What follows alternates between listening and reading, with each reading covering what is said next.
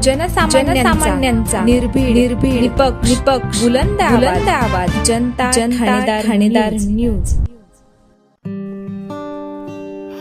संगमनेर तालुक्यातील वाघापूरमध्ये 2 ते 3 बिबट्यांची दहशत। बिबट्यांच्या दहशतीमुळे परिसरातील कुत्रे आपल्या संरक्षणासाठी घराच्या पत्र्यांवरती मुक्काम करत आहे। तरी वन विभागाने या वाघापूरच्या परिसरात पिंजरा लावून ते वाघ पकडून जेरबंद करावे ही स्थानिक नागरिकांनी विनंती। नागरिक भयभीत झालेले आहे।